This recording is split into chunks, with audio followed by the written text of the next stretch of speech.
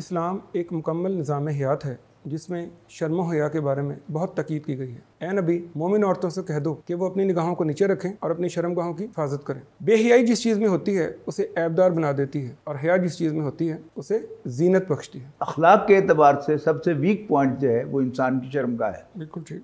ला यफ्तिनन्नकुम शैतानु कमा अखरज अबवैकुम मिनल जन्ना यनज़ुउ अन्हुमा लिबासहुमा लियुरियहुमा सवातिहिमा। तो कुरान मजीद ने क्या खूबसूरत नक्शा खींचा है। हम भी लुढ़क सकते हैं उसके साथ साथ। अगर यूसुफ अलैहिस्सलाम जी कहते हैं कि मैं इनकी तरफ माइल हो जाऊंगा, तो मैं क्लेम नहीं कर सकता कि अगर आप मुझे उन हालात में रखेंगे तो मैं माइल नहीं हूँगा। हया ही वो हद तरीका है और नबी करीम सल्लल्लाहु अलैहि वसल्लम के फरमुदात और कुरान मजीद की हिदायत कि हम शैतान के इन हथकंडों से बच सकते हैं।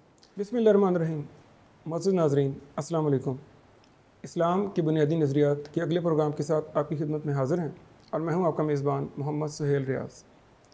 नाज़रीन, इस्लाम एक मुकम्मल निज़ाम हयात है जिसमें शर्म हया के बारे में बहुत तकीद की गई है और इस सिलसिले में अल्लाह ताला ने कुरान मजीद में हमें वाज़ेह अहकामात दिए हैं। जैसे कि सूरह नूर में अल्लाह ताला ने फरमाया, ए नबी, मोमिन औरतों से कह दो कि वो अपनी निगाहों को नीचे रखें और अपनी शर्मगाहों की हिफाजत करें।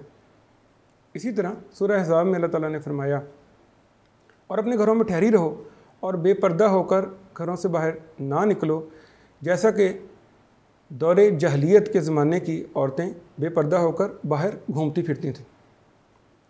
नाज़रीन, अल्लाह ताला का हमारे पर बहुत बड़ा एहसान है कि अल्लाह ताला ने हमें हमारे बदतरीन दुश्मन यानी शैतान के बारे में इतला दी और उसके मोहलिक हथियारों के बारे में भी हमें ख़बरदार कर दिया।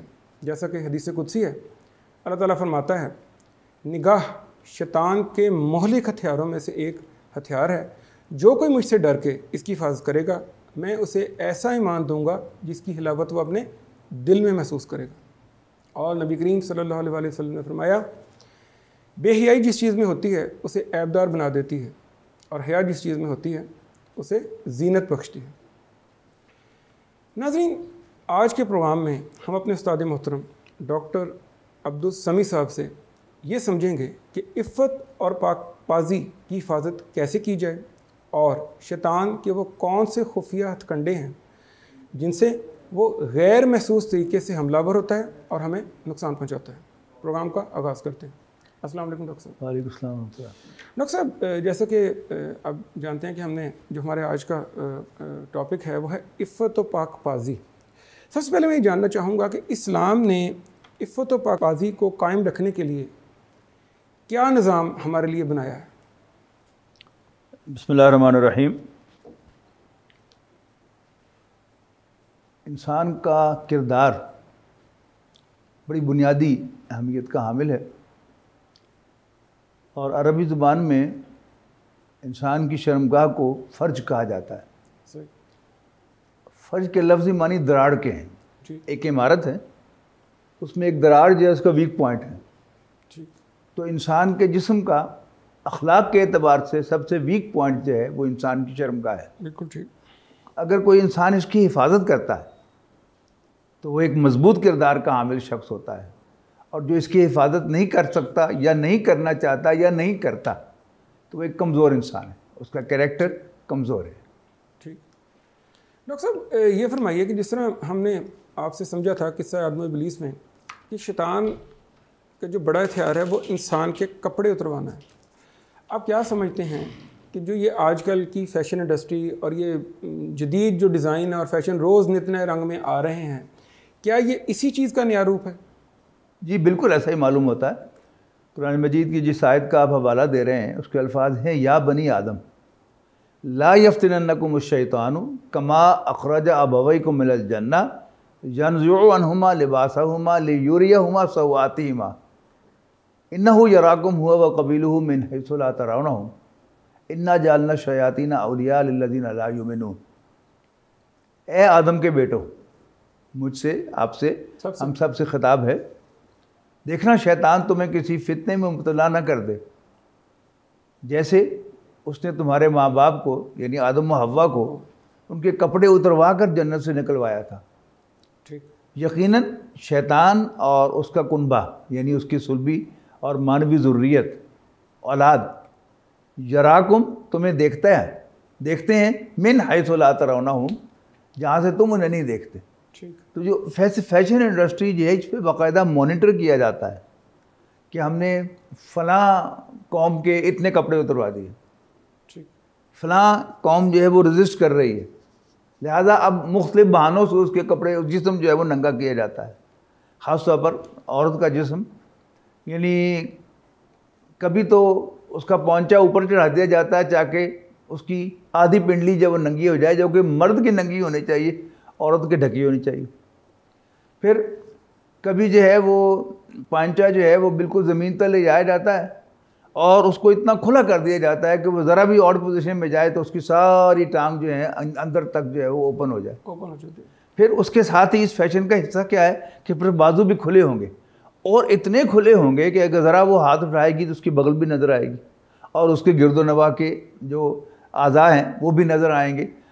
फिर पूरा लिबास पहना दिया बज़ाहिर, लेकिन एक डिज़ाइन होगा कुछ यहाँ से लेकर यहाँ तक, फिर गर्दन तक जो है वो जिस्म जो है उसमें से छलक रहा है या बिल्कुल ही नंगा हो रहा है।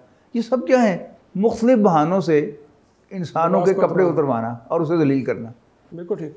सर फिर ये फरमाएं कि जो मर्द और औरत हैं, जिस तरह कि मैंने अभी एक आयत का हवाला दिया कि औरतों को हुक्म दिया गया है कि वो घरों में ठहरी रहें, मर्द का काम बाहर रोज़ी के लिए बाहर निकलना है। आप मर्द और औरत की जो बुनियादी साख्त है, इसमें फिर तरजीहात के लिहाज से क्या डिफरेंस हुआ दोनों में? कुरान मजीद की सूरत आल इमरान में आयत नंबर 14 है, जिसमें मर्द की परसूट, उसकी ख्वाहिशात का तज़किरा है।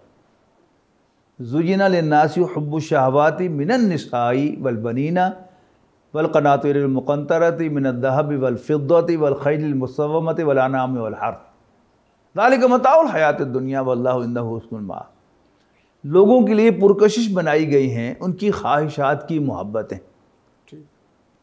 किन किन से जो ख्वाहिशात लाएंगे? नंबर 1 पर है मिनन निसाई, औरतों से। मालूम हुआ कि यहाँ लोगों से मुराद मर्द हैं, और वैसे भी इंसान का तजर्बा भी यही है कि अल्लाह ताला ने औरत को इंतहाई पुरकशिश बनाया है मर्द के लिए, और बड़ा इम्तिहान बनाया है उसको, लेकिन मर्द को औरत के लिए उतना पुरकशिश नहीं बनाया। औरत के लिए सबसे पुरकशिश जो है उसकी औलाद है। इसका तज़किरा सूरत हज में मिलेगा आपको कि जहाँ फरमाया लोगों अपने रब से डरो, बेशक क़यामत का ज़िला बड़ी हॉरेबल चीज़ है। यौम तरौना, जिस दिन तुम उसे देखोगे, तज़हलु कुल्लु मुर्दिआतिन अम्मा अर्दात, हर दूध पिलाने वाली अपने बच्चे को दूध पिलाना भूल जाएगी। ये क्या है? ये औरत का यानी सबसे स्ट्रॉन्ग पॉइंट क्या है कि इस पर कॉम्प्रोमाइज़ नहीं करती, ठीक है ना। लेकिन उस दिन इतना हॉरर होगा कि वो बच्चे को दूध पिलाना भूल जाएगी, ठीक है ना। जबकि मर्द की जो ख्वाहिशात हैं उनमें टॉप पर औरत है, नंबर 2 पर बेटे हैं, नंबर 3 पर मालो दौलत के ढेर हैं, बैंक बैलेंस है, नंबर 4 पर ब्रांडेड राइड है, उम्दा नस्ल के घोड़े।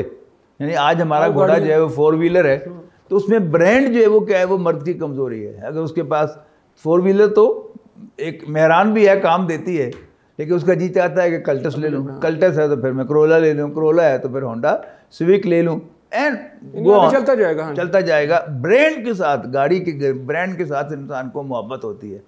और बड़ी उम्र में जाकर यानी बड़े बड़े इंडस्ट्रीज जो हैं वो भी फार्म हाउस बनाते हैं, मवेशी पालते हैं और खेती बाड़ी करते हैं, फार्मिंग करते हैं। तो ये कुरान मजीद की बड़ी खूबसूरत आयत है। यानी इस आयत को आप एक तरफ लिख लें और उसके बाद आप सर्वे कंडक्ट करें कि मर्द की जो मूवमेंट्स हैं वो किन किन चीज़ों के लिए हैं, तो आपको नज़र आएगा कि मर्द की 99% इनवॉलंटरी मूवमेंट, गैर इरादी जो हरकतें होती हैं वो वुमन ओरिएंटेड होती हैं, औरत के पीछे होती है। मैं सिंपल सी मिसाल देता हूँ आपको। आप एक बस में सफ़र कर रहे हैं, उसमें 45 सीटें हैं, तो वहाँ आपके अलावा 43 सीटों पर मर्द बैठे हुए हैं, एक खातून है, तो आपके जहन में ख्याल किसका होगा? खातून का होगा। उन 44 मर्दों का आपको कोई ख्याल नहीं होगा, कोई परवाह भी नहीं होगी, ठीक है ना। तो यानी इसको आप हर जगह, यानी इस नुक्ते को लेकर आप फैला कर देखें कि किसी क्लास में, किसी ऑफिस में, किसी बैंक में, यानी हर जगह आपको ये नज़र आएगा कि man is conscious of woman जो उसके अराउंड है, और वो औरत के जो मुस्तकिल फॉर अ लॉन्गर पीरियड उसके क्लोज विसिनिटी में रहती है, उसके करीब रहती है, उस पर भी उसका दिल भी आता है। ठीक, बिल्कुल सही। इन्हीं चीज़ों का इंसान अल्लाह ताला ने सद्देबाब किया है। ठीक है, बिल्कुल ठीक। सर आपने अभी फरमाया कि जिस तरह के औरत मर्द की कमज़ोरी है, लेकिन अगर हम सूरह यूसुफ की तरफ चले जाएं, वहाँ पे हम बिल्कुल उल्टा मामला देख रहे हैं कि जुलेखा जो कि वो आशिक हो गई अपने जिसे सो कॉल्ड गुलाम हज़रत यूसुफ पे, जो कि एक खूबसूरत नौजवान थे, तो यहाँ पे मामला उल्टा नज़र आ रहा है बिल्कुल। इसको फिर आप कैसे देखेंगे? अब यूँ समझें कि पहले इसको कि जो मैंने मिसाल दी है आपको कि औरत मर्द की कमज़ोरी है, अगर ये एक पैसेज है इस तरफ जहाँ लोग गुज़र रहे हैं, हज़ारों लोग गुज़र जाएंगे, हम उसका कोई नोटिस नहीं लेंगे, जबकि एक औरत की सिर्फ आहट आएगी तो हम सब गैर इरादी तौर पर तवज्जो होंगे कि देखें वो कौन है। ठीक, इसको vice versa is not true. अगर यहाँ औरतें बैठी हों और बहुत से लोग गुजर रहे हों, मर्द भी औरतें भी, औरतें उसका नोटिस नहीं लेंगे। हाँ, अगर कोई हैंडसम मर्द और वो भी एक्स्ट्रा ऑर्डिनरी हैंडसम हो तो फिर तमाम औरतें उसकी तरफ मुतवज्जो होंगी। यानी हर मर्द औरत की कमज़ोरी नहीं है, लेकिन हैंडसम मर्द औरत की कमज़ोरी है। और हज़रत यूसुफ अलैहिस्सलाम एक्स्ट्रा ऑर्डिनरी हैंडसम थे, लिहाजा वो उस औरत के लिए भी इर्रेसिस्टिबल हो गए जिसके हाथों पलकर वो जवान हुए थे। सही, बिल्कुल ठीक। सर फिर जिस तरह के किस्सा यूसुफ है, उसमें हज़रत यूसुफ के किस्से में आजकल हम देखते हैं कि बहुत से लोग ये कहते नज़र आते हैं कि नहीं हमें फ़र्क नहीं पड़ता, वो नमाजी हैं, बाकायदा रोज़े रखते हैं, या अपने आप को बड़ा वो समझते हैं कि हम दीन के ऊपर क्योंकि बड़ा चल रहे हैं, हमें ऊपर अपने बहुत कंट्रोल है। आप समझते हैं कि जो ये औरत का मामला है इसमें बंदे को अपने आप को ताकतवर, मर्द को अपने आप को ताकतवर समझना चाहिए? हरगिज़ नहीं। यानी हज़रत यूसुफ अलैहिस्सलाम ही को आप ले लें, हज़रत यूसुफ कौन है? यानी बेस्ट ब्लड लाइन के हामिल हैं वो। उनके वालिद याकूब अलैहिस्सलाम अल्लाह के नबी, उनके दादा इसहाक़ अलैहिस्सलाम अल्लाह के नबी, और उनके परदादा इब्राहीम अलैहिस्सलाम के तो क्या ही कहने हैं। रब्बुल आलमीन में सल्यूट पेश करता है, सलामुन अला इब्राहीम। और फिर ख़ुद भी क्या हैं, कल को नबी बनने वाले हैं, नबी से ज़्यादा मुत्तकी कोई नहीं होता, कोई नहीं हो सकता। लेकिन जब औरतों ने घेरा तंग किया, वो सारा जो ड्रामा किया जुलेखा ने कि औरतों को बुलाकर अपनी एक्सप्लेनेशन दी, वो जैसे मुस्तफ़ा ज़ैदी ने कहा था ना कि शायरो नगमा करो संग तराशो देखो, उससे मिल लो तो बताना कि हंसी था कोई। सही। कि जब शहर की औरतें कहने लगी है नहीं सुना तुमने, वो फलाने वज़ीर की बीवी जो अपने ग़ुलाम के साथ इन्वॉल्व हो गई और मालूम होता है पटरी से ही उतर गई, तो कुरान मजीद ने क्या खूबसूरत नक्शा खींचा है। फलम्मा समियत बिमकरिहिन्ना, तो जब जुलेखा ने उनकी टके टके की बातें सुनी जो वो बना रही थी, अरसलत इलैहिन्ना, उनको बुला भेजा, व आतत लहुन्ना मुत्तका, उनके लिए एक रिसेप्शन अरेंज की, व आतत कुल्ला वाहिदतिन मिनहुन्ना सिक्कीना, और ज़ाहिर खाने पीने को कुछ दिया तो एक छुरी कांटा भी दिया, और वकालत खुरुज अलैहिन्ना, यानी जब उनको छुरी कांटा देकर पहला जो खाने का आइटम था काटने वाला सर्व कर दिया, तो उस वक्त तक उसने छुपा के रखा हुआ था यूसुफ अलैहिस्सलाम को, यानी मसरूफ़ रखा हुआ था किचन में या समवेयर। तो जब उनसे कहा कि बिस्मिल्लाह करें, अब ज़ाहिर है कि वो कोई झुग्गियों में रहने वाली भूखी तो नहीं थी खाने की, फ़ौरन शुरू हो जाए, ज़ाहिर है कि वो यानी वज़ीरों और सेक्रेटरीज की बीवियाँ होंगी ना, तो वो खाने के लिए बेताब नहीं थी, करने क्या आई थी, देखने आई थी कि जिस शख्स ने इतनी बड़ी औरत की मत मार दी वो ख़ास ही होना को मुड़ा। अब वो देखना चाहती थी, लेकिन एक दूसरे से वो पूछ रही थी कि वो यूसुफ कौन सा इनमें से जो मुलाजिम काम कर रहे थे, है नहीं कहने पता यूसुफ केड़ा। लेकिन जब उसने कहा उनसे कहा कि बिस्मिल्लाह करो, और साथ ही उनके पीछे देखा रहा यूसुफ ज़रा मेरी गल सुनी। अब क्या हुआ, गैर इरादी तौर पर उन सब ने काटते काटते पीछे देखा, जब काटते काटते पीछे देखना था तो हाथ में काटा ही जाना था ना, यानी उसका ये मतलब तो जैसे चोर के हाथ काटे जाते हैं वो काट दिए थे, नो भाई बस कट आ गया तो मुहावरा पूरा हो गया। तो उसने कहा, हैरान होकर कहने लगी कि हैं फलम्मा राई ना हो अकबर ना हो, जब उन्होंने यूसुफ को देखा तो हैरान रह गई। वक़त्ताना अयदियहुन्ना, अपने हाथ काट लिए, वक़ुलना हाशा लिल्लाहि, और कहने लगे हाय अल्लाह मा हाज़ा बशरा, ये तो कोई इंसान नहीं, इन हाज़ा इल्ला मलकुन करीम, ये तो कोई बड़ा बाइज़्ज़त फरिश्ता है। अब बोली वो शेर होकर, फ़ज़ालिकुन्ना अल्लज़ी लुमतुन्ननी फ़ी, तो ये था वो शख्स जिसके बारे में तुम मुझे मलामत कर रही थी, यस वलक़द रावतहु अन नफ्सिही, मैंने वाकई उससे ख्वाहिश का इज़हार किया था, फस्तअसम, लेकिन उसने अपने आप को थाम के रखा।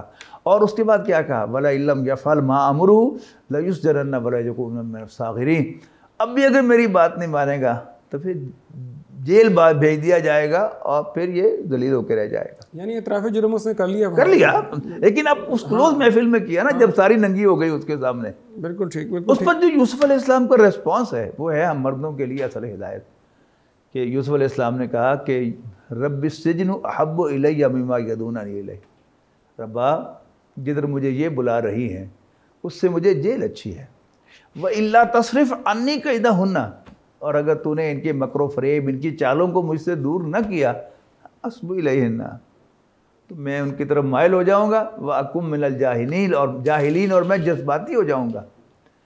यानी मैं तारफ़ करा चुका हूँ यूसुफ अलैहिस्सलाम का। हमें दो चीज़ें आमतौर पर परेशान करती हैं, गलतफ़हमी में डालती हैं। एक ये कि मैं ख़ानदानी आदमी हूँ, तो आओ मैदान में, यूसुफ अलैहिस्सलाम से अच्छा ख़ानदान किसका है? और नबी से ज़्यादा मुत्तकी कौन होता है? कोई भी नहीं हो सकता। यानी हमें गलतफ़हमी में डालती है ना कि मैं नेक आदमी हूँ, कुछ नहीं होता, मैं कुरान का मुदर्रिस हूँ, मैं प्रोफेसर हूँ, मैं डॉक्टर हूँ, लेकिन नबी से बढ़कर मुत्तकी कोई नहीं होता। लेकिन अगर यूसुफ अलैहिस्सलाम हैंड्स अप कर रहे हैं अल्लाह के सामने, तो फिर हमें भी डरते ही रहना चाहिए कि अगर हालात वो होंगे जो इंसान को खींचने वाले हैं औरत की तरफ, तो फिर हम भी लुढ़क सकते हैं उसके साथ साथ। अगर यूसुफ अलैहिस्सलाम जी कहते हैं कि मैं इनकी तरफ माइल हो जाऊँगा, तो मैं क्लेम नहीं कर सकता कि अगर आप मुझे उन हालात में रखेंगे तो मैं माइल नहीं हूँगा। यानी कि कुरान जी में जो अल्लाह ताला ने एग्जांपल दी है यूसुफ की, तो सॉफ्टवेयर तो अल्लाह ने बनाया ना हमारा, तो जब अल्लाह, ये गवाही तो अल्लाह ने खुद दे दी है कि तुम क्या चीज़ हो, कि हज़रत यूसुफ जो थे वो दुआ मांग रहे हैं। सर फिर ये फरमाएं कि जज्बात के इजहार में आदमी बहुत होल्ड बैक, अपना आप को कंट्रोल रखता है।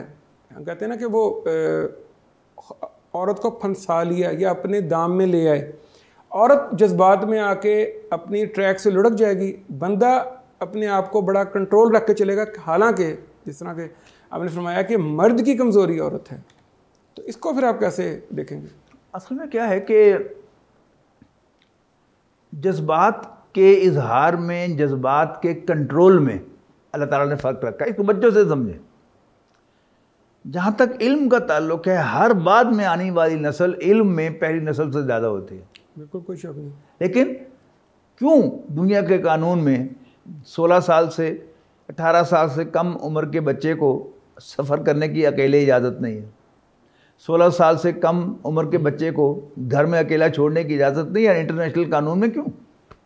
उसकी गैर पुख्तगी, इसकी दिमाग हाँ, उसके अकल में नापुख्तगी है, नापुख्तगी है, और वो कोई भी उसे ट्रैप कर सकता है, बहला फैसला सकता है। सेम इज़ वमन। यानी मोटी सी आप मिसाल लें कि मर्द और औरत, अल्लाह ताला ने उनकी ड्यूटीज़ डिफ़ाइन कर दी थी कि बच्चे प्रोड्यूस करना, उनको नरिश करना, उनकी तरबियत करना, ये माँ का काम है, और घर को फाइनेंस करना और घर को मैनेज करना ये मर्द का काम है। अच्छा, मर्द ने क्या शरारत की औरत के साथ?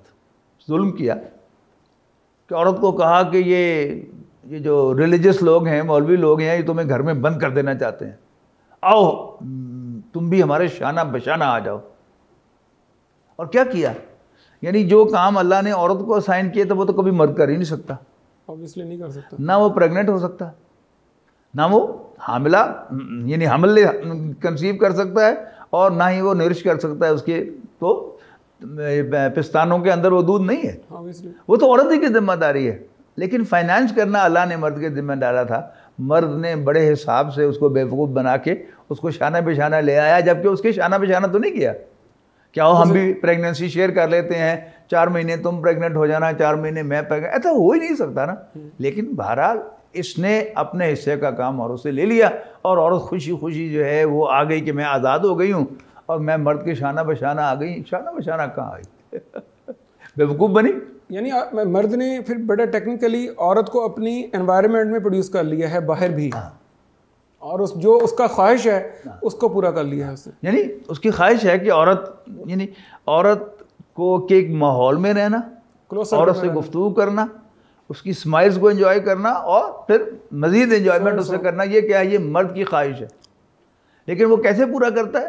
पहले वो औरत को निकालता है मैदान में, फिर उसके बाद उससे गपशप लगा के एंजॉय करता है और फिर उससे आगे बढ़ता है। यानी दीन की जो तालीमात हैं उनका अगर आप खुलासा निकालें, वो खुलासा क्या है कि अल्लाह के पैगंबर सल्लल्लाहु अलैहि वसल्लम ने अपनी मानने वालियों से कहा है कि जब तक कोई मर्द 2 गवाहों की मौजूदगी में तुम्हारी रोटी कपड़ा मकान और इज़्ज़त आबरू की हिफाजत का ज़िम्मा ना ले ले और तुम्हें अपनी विरासत में शरीक ना कर ले, तो उसको एक स्माइल भी पास ना करना। बिल्कुल ठीक। अब मर्द कैसे करता है ये उसे स्माइल कैसे लेता है? उसको फूल पेश करता है, उसके कपड़ों की तारीफ़ करता है, वाह भाई बड़ा ज़बरदस्त कॉम्बिनेशन पहना भाई आपने आज। फ़ौरन औरत जो है वो मुस्कुरा के खुश होती है कि वाह भाई वाह, पंप हो जाती है। ये मेरी तारीफ, मेरे घर में तो आज तक मुझे कभी किसी ने तारीफ़ की ही नहीं, ये मेरा असल कदरदान है जो मेरी तारीफ़ कर रहा है। फिर यानी मर्द जो शरारती मर्द हैं वो स्पॉट करते हैं कि औरत के टेंडर पॉइंट्स कौन से हैं। वीकनेस क्या है? Weak point, tender points. Tender मतलब दुख देव पॉइंट कहते हैं। तो मसलन गपशप लगा रहे हैं तो शरारती मर्द स्पॉट करेगा कि इस लड़की का, इस औरत का टेंडर पॉइंट कौन सा है, दुखने वाला मामला। तो वो पता चलता है उसको कि इसके बाप ने दूसरी शादी कर ली थी और ये उसका एक वीक पॉइंट है, टेंडर पॉइंट है। तो वो अब फिर अगली किसी महफिल में अब वो गपशप लगाते हुए कहेगा कि ये मर्द बड़ी ज़्यादती करते हैं जो दूसरी शादी कर लेते हैं, और मेरा तो जी चाहता कि मैं पता नहीं उनको क्या कर दूं। अब वो समझेगी कि ये असल मेरे दर्द को समझने वाला है और वो रोने लगेगी। और फिर अब जब रोने लगेगी तो उसकी ख्वाहिश क्या होगी कि कोई मुझे कंसोल करे, ठीक नहीं, कम से कम मुझे टिश्यू पेपर दे पूछने के लिए। और आगे बढ़कर गले लगा ले तो औरत उसको रेजिस्ट नहीं कर सकती। अब अगर गले लगा लिया तो गोया सारी हदें क्रॉस हो गई। ठीक सर, फिर ये फरमाएं कि जो इसका मतलब जो आजकल हम शोर सुन रहे हैं कि जी औरत को बराबरी मिलनी चाहिए, औरत को शाना बशाना मिलना चाहिए, वेस्ट में ये बात आमतौर पे है कि इस्लामी मुल्कों में औरत मजलूम है, तो जो औरत को घर रहने के ऊपर पाबंदियां हैं ये असल में औरत की ही प्रोटेक्शन की गई है। क्या ये बात ठीक है? बिल्कुल सर, ये बात ठीक हुई ना फिर कि जो कुरान में अल्लाह ताला ने कहा घर में ठहरी रहो, इसके पीछे ये असल में जो आपने शुरू में हदीस सुनाई ना कि नज़र की हिफाजत, बिल्कुल ठीक, ये बड़ी इंपॉर्टेंट है, ये फर्स्ट स्टेप है।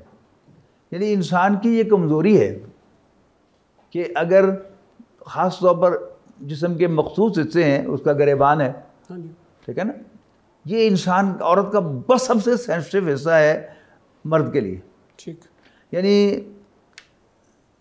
मर्द को औरत की अपनी माँ, अपनी बेटी, अपनी बहन भी अगर उसका गिरेबान खुला होगा और उसकी अंदर जो है वो नज़र पड़ेगी तो उसको हटानी पड़ेगी तो हटेगी, वरना आपसे आप वो नहीं हटेगी। ये क्या है? ये मर्द की कमज़ोरी क्या है? क्लासिकल एक एग्जाम्पल है।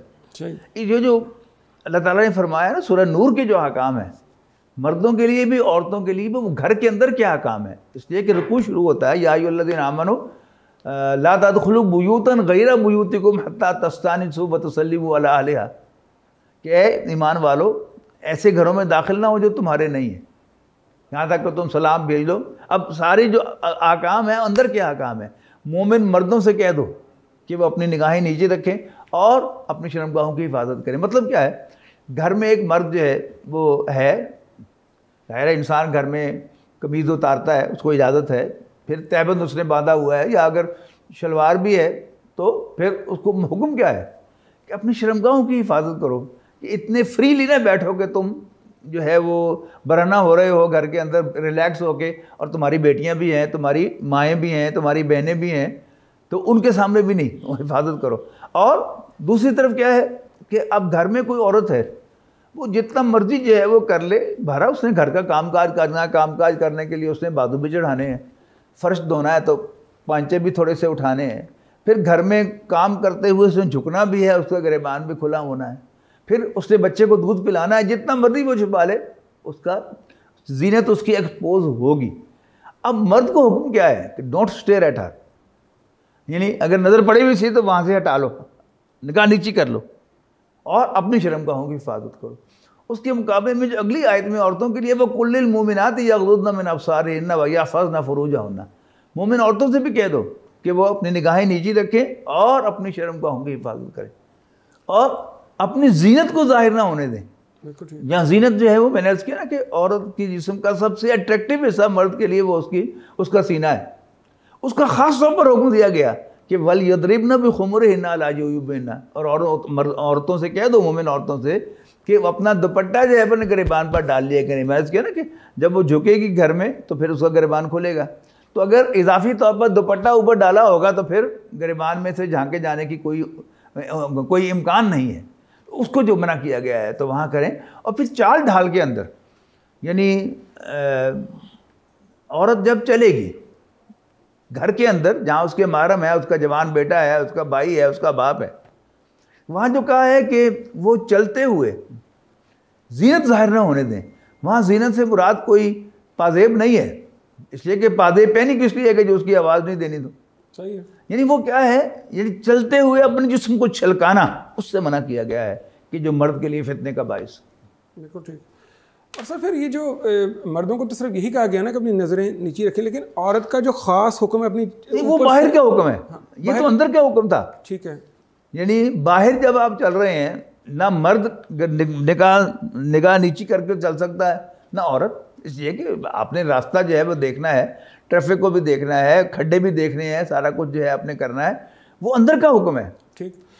बाहर का हुक्म क्या है, मर्द की इजाज़त है वो खुली फिरे, बाकी अपनी नज़रों की हिफाजत करे, गैर महरम औरतों की तरफ बेजा ज़रूरत ना देखे।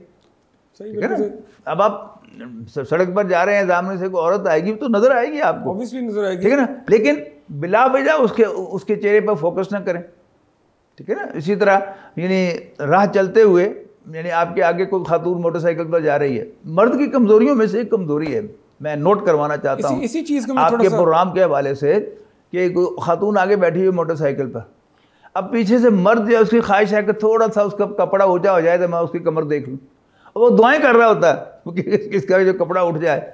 लेकिन अगर औरत जो है वो इसका ख्याल रखे कि मैंने ऐसा लिबास पहन के बाहर निकलना है कि किसी भी तरह मेरे जिस्म का वो हिस्सा जो अनड्यूली एक्सपोज ना हो। जो ज़रूरी है कि रास्ता देखने के लिए इंसान को आँख का खुला रखना ज़रूरी है। वही कहा गया है, जलबाब में भी यही है कि बड़ी चादर और उसमें से बस एक आँख जो है वो रास्ता देखने के लिए। जब वो रास्ता भी देखेगी तो जाहिर है बहुत इम्कान है कि किसी मर्द की भी नज़र उस पर पड़ेगी। यानी जो कपड़ा लटकाने का बाहर हुक्म है, असल में इसका जिस्म पूरी तरह इस तरह छुपा लेना है कि टोटल प्रोटेक्शन आ जाए, यानी कि वजह ही ख़त्म हो जाए, मर्द की निगाह कुछ ढूंढ ही ना सके। असल वजह फिर यही है पीछे। फिर हमारा जो सारा जिसका आपने फरमाया ड्रेस इंडस्ट्री, अब उसकी शरारतें देखिए कि पहले तो ये है कि औरत के सामने कोई ना कोई डिज़ाइन कपड़े का, फिर उसका जो नेक लाइन है उसको नीचे लेके आना, फिर यहाँ पर कोई डिज़ाइन बनाना। एक प्लेन दीवार है उस पर आपकी नज़र नहीं पड़ेगी, एक लाइन भी लगी होगी तो आप उसको गौर करेंगे।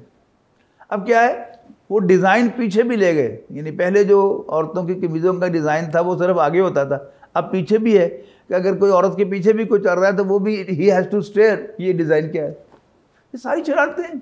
ठीक है, यानी कि आखिरकारी कोशिश यही है कि औरतों को ट्रैप किस तरह किया जाए और उनको बाहर निकाल के उनके कपड़ों को उतरवा के सारे माशरे को ख़राब किया जाए। डॉक्टर साहब को बहुत शुक्रिया कि आप तशरीफ़ लाए और आपने बड़ी अच्छे अंदाज में हमारी रहनुमाई की और हमें इस बात को समझाया। हम आपको बहुत शुक्रगुजार हैं। इसके साथ ही नाज़रीन, हमारे आज के प्रोग्राम का वक्त अब ख़त्म होता है। नाज़रीन, साबका तमाम उम्मतों से जो बात हमें पहुँची है उनमें से एक बात यह भी है कि जब तुम हया ना करो तो जो चाहे करो। मैं कुछ मिसालें दुनिया के बड़ी जो ममालिक हैं, बड़ी मुश्तें हैं, उनके जो सदर या उनके बड़े जो लीडर हैं उनकी अकवाल हैं उनकी देना चाहता हूँ आपके सामने। गोरबाचोफ रूस के सदर थे, अभी रशिया कंबाइंड था। उन्होंने किताब लिखी है और उन्होंने इस किताब में लिखा है कि आज हम जिस मुकाम पर पहुँच गए हैं, अब हमें ज़रूरत इस बात की है कि हमने जिस औरत को घर से बाहर निकाला था, अब ये तरीका ईजाद करें उसको उसके असल मुकाम यानी घर में कैसे पहुँचाया जाए।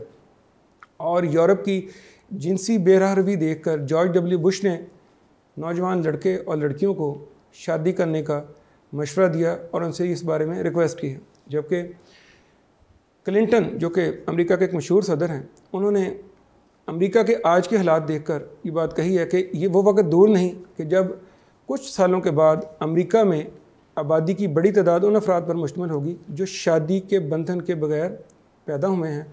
और बारक हुसैन ओबामा, जो कि अभी कुछ अर्सा पहले ही अमेरिका के सदर थे, उन्होंने कहा है कि मेरी दोनों बेटियों को 18 साल की उम्र तक फ़ेसबुक इस्तेमाल करने की इजाज़त नहीं है।